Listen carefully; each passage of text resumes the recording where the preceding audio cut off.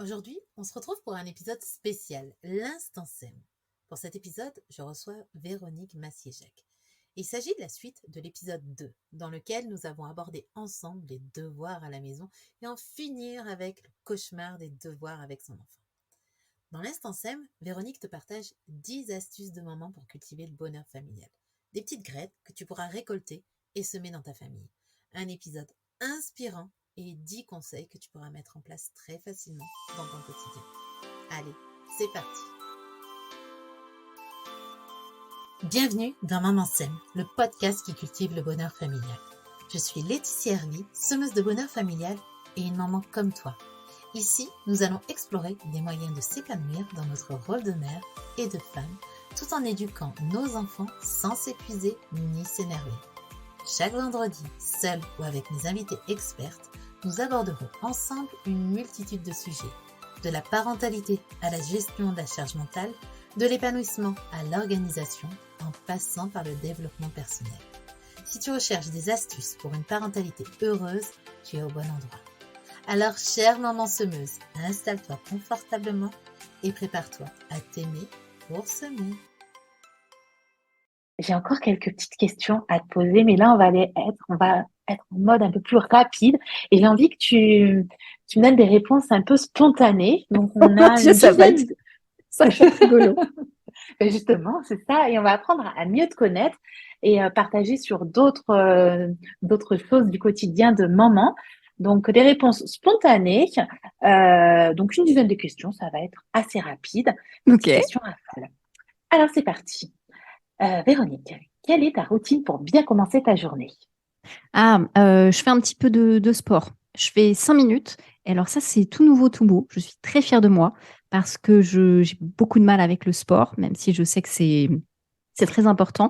Et donc, ça dure 10 minutes, des exercices avec les bras, avec des petites haltères. J'ai mon petit programme et je m'y tiens depuis 2 mois. Je suis hyper contente. Tu peux être fière, carrément. Ta méthode ou ton astuce pour éviter d'exploser et donc de garder ton calme? Tu C'est utilises prendre beaucoup. soin de moi. C'est-à-dire que Prends- je vais anticiper, si tu veux, Mhm. et vraiment, j'essaye de me glisser tout au long de ma semaine des petits plaisirs, des moments à moi. Ça peut être tout bête, ça va être juste, je vais prendre un thé au calme, juste pour moi. J'aime beaucoup le silence. Donc, ça va être juste dans le silence, rien faire, mais juste être dans cet état. Ça peut être le matin, je prends le temps, tu vois, j'aère, j'ouvre ma fenêtre. J'entends les petits oiseaux chanter, tout ça, et ça m'apporte du calme pour après être plus apte à gérer un éventuel coup de sang, un éventuel coup d'air. Tu remplis ton réservoir. Voilà. Et quand tu sens là que tu as la boule qui monte, qui monte, qui monte et que ça Oh, je, arrive un petit peu je au m'en niveau vais. de la gorge, voilà, Je donc m'en tu vais. pars. Je m'en Tu vais, je t'isoles. pars, je fais mon temps de pause parce que je sais très bien que si ça pète, je vais dire des mots qui vont blesser, qui vont dépasser ma pensée. Donc, je le dis, je verbalise, c'est-à-dire je dis là, je suis agacée, ça monte, donc je m'en vais et on en reparle après plus tard et je vais m'isoler pour que ça redescende. Ok. Ton rituel anti-fatigue? Mon rituel Ah, anti-fatigue. Alors, tu me demandes ça à un moment où je suis hyper fatiguée. c'est ça. La Bah, sieste que tu as faite juste oui, avant. exactement. Exactement. Je m'autorise des petites siestes, des petits Ouais. moments calmes. J'essaye.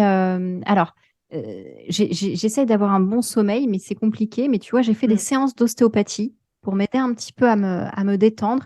Et j'essaye de lire un petit peu avant de dormir plutôt que de faire Ouais. des écrans. Tu vois, c'est des petits trucs comme ça. Mais voilà. Quand je me mets crème sur le visage le soir, je prends le temps.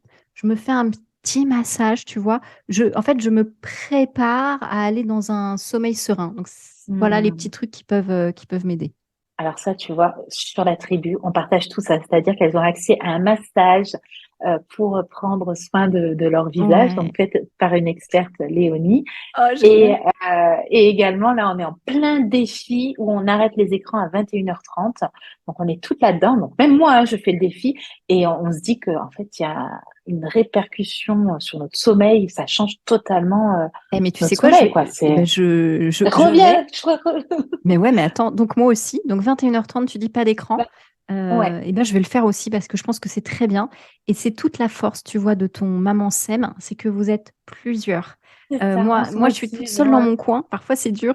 Et vous, c'est cette force, c'est d'être plusieurs et de vous Mm. soutenir et de vous rendre compte à quel point ça fait du bien. C'est ça, des fois on se dit, mais oh, ça a été dur et hop, ça rebooste un peu. Donc voilà, on essaie justement de prendre soin de notre sommeil. Quel livre lis-tu actuellement?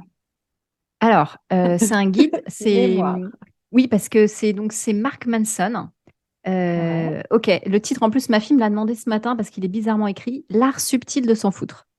Ah, je l'ai dans ma liseuse. Ok. Il est tout orange et tout. Et donc, c'est Oui, un oui, guide oui. pratique, c'est pas un roman.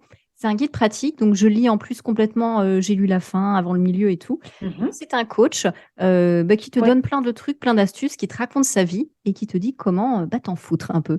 Et Hmm. écoute, je pioche ici et là des trucs et ça me fait du bien. Ok.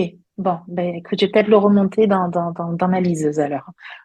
Exactement. Et en parlant de lecture, est-ce que tu as un livre qui t'a transformé en tant que maman? Un livre qui t'a vraiment apporté?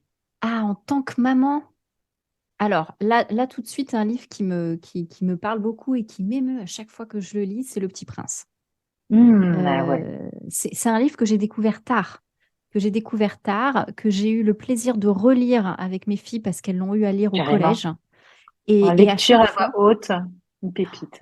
et à chaque fois, ça me bouleverse cette double lecture et Hmm. ça me touche beaucoup. Et Ouais. j'ai beau le connaître et le relire, à chaque fois, je suis touchée et émue. Donc écoute, j'ai deux livres qui me sont venus dans la tête, mais celui-là en premier.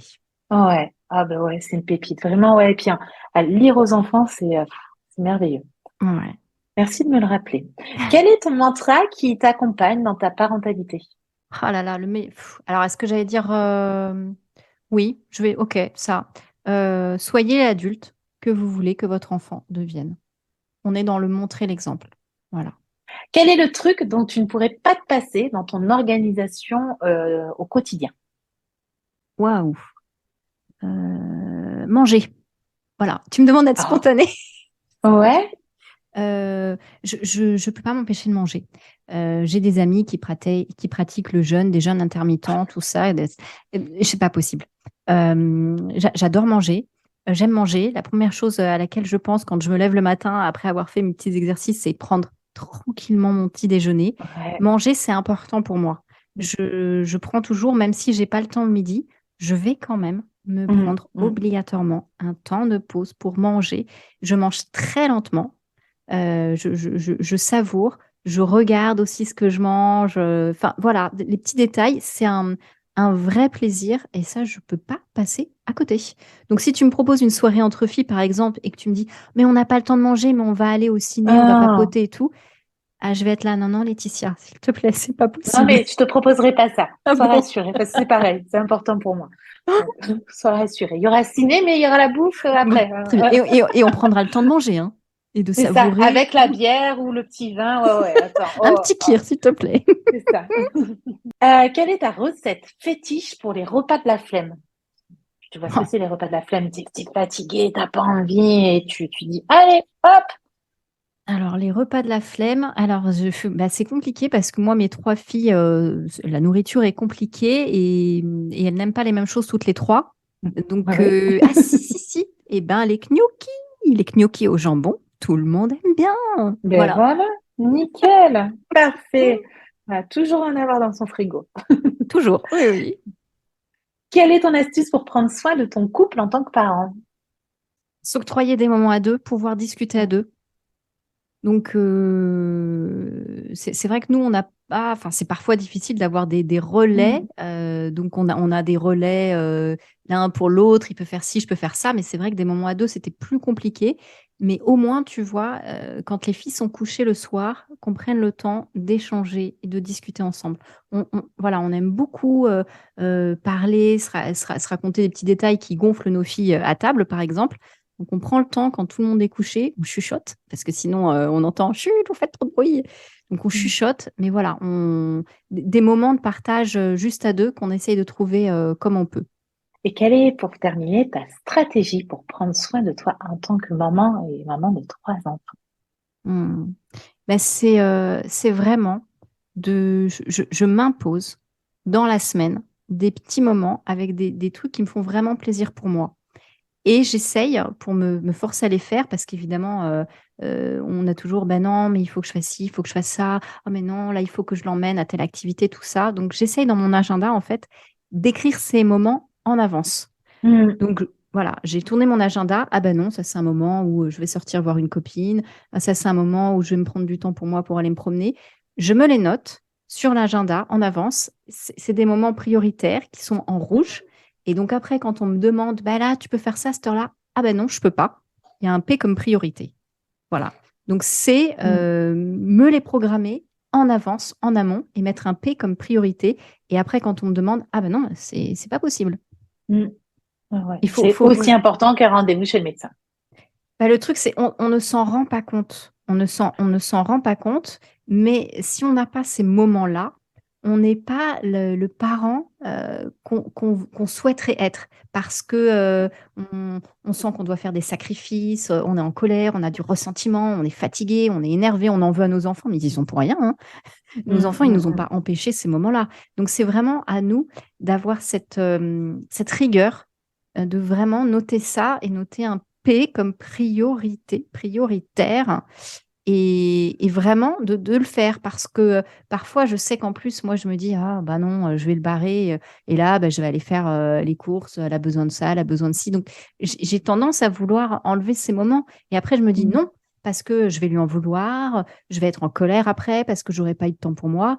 Tu vois, mon mari, il se prend sur son heure de déjeuner tous les midis.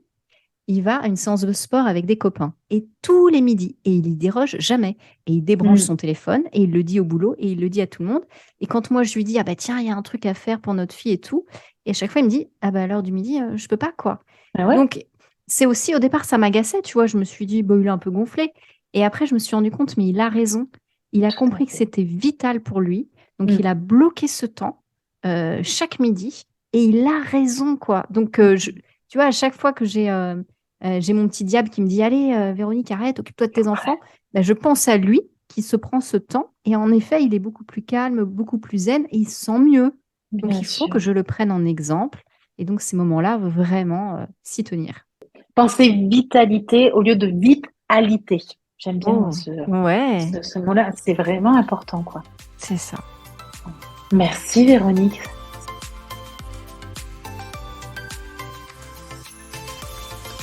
Merci d'avoir écouté cet épisode jusqu'à la fin et je t'invite à répandre ces belles graines à d'autres mamans autour de toi qui auraient besoin d'entendre ces paroles douces et bienveillantes pour s'aimer et semer. Si ce podcast t'a plu, tu peux le soutenir en t'abonnant et en laissant une note et un commentaire. Et si tu as envie d'aller plus loin, tu peux rejoindre la tribu Maman Sème, un abonnement pour passer de la maman dépassée, surmonnée, fatiguée à la maman heureuse et épanouie.